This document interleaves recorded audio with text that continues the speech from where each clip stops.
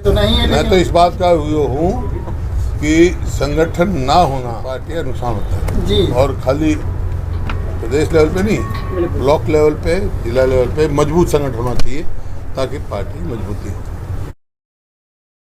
पूर्व मुख्यमंत्री और नेता प्रतिपक्ष भूपेंद्र सिंह हुड्डा ने इलाहाबाद उपचुनाव में कांग्रेस की जीत का दावा किया है।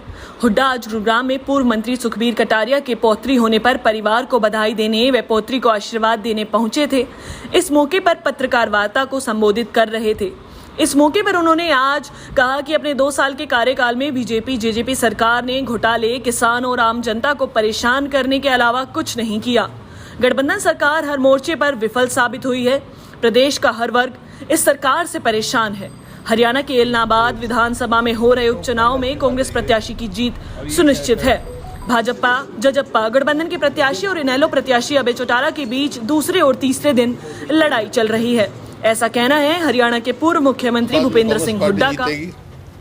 मुख्य रूप से 3 वो हैं वहाँ पर, बीजेपी जेजेपी इकट्ठा गठबंधन का उम्मीदवार है एक, और एक इनेलो से हैं अपना जो विधायक अभय जी जिन्होंने इस्तीफा दे रखा है, खाली सीट हुई। एक कांग्रेस की पार्टी लड़ रही है तो कांग्रेस जीतेगी, क्योंकि अभय सिंह चौटाला जी ने जो इस्तीफा दिया था वो एक्चुअल तो दिया था क्योंकि अविश्वास प्रस्ताव लेके आए थे कांग्रेस पार्टी, उसमें वोट ना देना पड़े कि उनकी मिली जुली बात रही पिछले उसमें, तो पहले इस्तीफा देंगे और ये कहकर कि 3 कृषि कानून जो है काले कानूनों के विरोध में मैं इस्तीफा दे रहा हूँ और जब तक ये वापस नहीं होंगे हम वो नहीं करेंगे। तो अब मेरा सवाल उनसे, अब फिर जो चुनाव लड़ रहे हैं क्या वो 3 कृषि कानून वापस हो गए जो चुनाव लड़ रहे हैं? और नहीं हुए तो वो पहले इस्तीफा क्यों दिया था?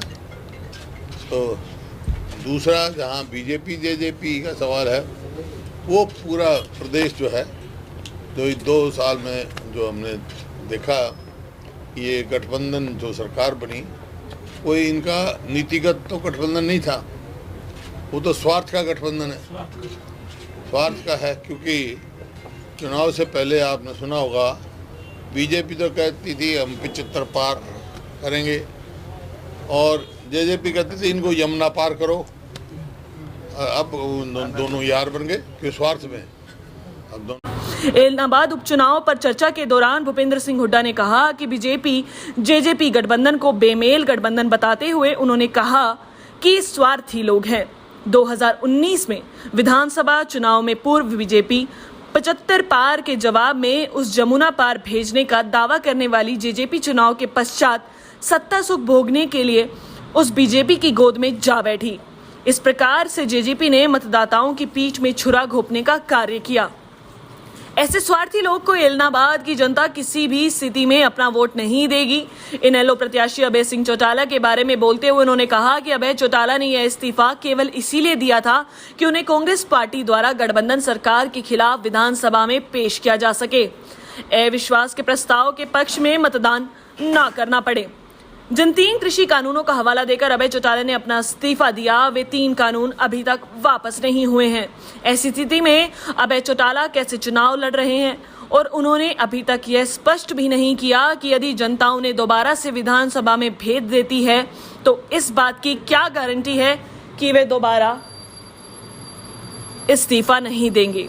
यह कारण है इलाहाबाद के मतदाताओं ने कांग्रेस प्रत्याशी को भारी बहुमत के साथ विधानसभा में भेजने का फैसला कर लिया। देखिए, जो ये सरकार बनी शुरू में तो इन्होंने सबसे पहला ऐलान किया था जो कल्पना चावला जी के नाम से मेडिकल कॉलेज करनाल में हमने बनाया था, तो सरकार बदले ने कहा था हम कल इसकी यूनिवर्सिटी बनाएंगे, हेल्थ यूनिवर्सिटी। एक ईंट नहीं रखी उसकी। कांग्रेस जीतेगी वहाँ करेंगे स्वागत। और कैसे भाजपा दावे कर रही है जी हम जीतेंगे, अभी दुष्यंत चौटाला वो दूसरे तीसरे नंबर का झगड़ा है। दूसरे में इनेलो रहती है, भाजपा का झगड़ा दूसरे तीसरा, 1 नंबर का झगड़ा नहीं है उनका। वो तो दूसरे नंबर पे कौन रहता है, तीसरे नंबर पे कौन होता है, ये झगड़ा है उनका। मैं तो इस बात का हूँ कि संगठन ना होना इससे पार्टी का नुकसान होता है और खाली प्रदेश लेवल पे नहीं, ब्लॉक लेवल पे, जिला लेवल पे मजबूत संगठन होना चाहिए ताकि पार्टी मजबूती हो। आपको न्यूज हमारी कैसी लगी? वीडियो को शेयर करें, चैनल को सब्सक्राइब करें और कमेंट्स बॉक्स में जाकर अपने विचार जरूर रखें। ताकि सही जानकारी के साथ आप तक न्यूज़ पहुंच सके। धन्यवाद।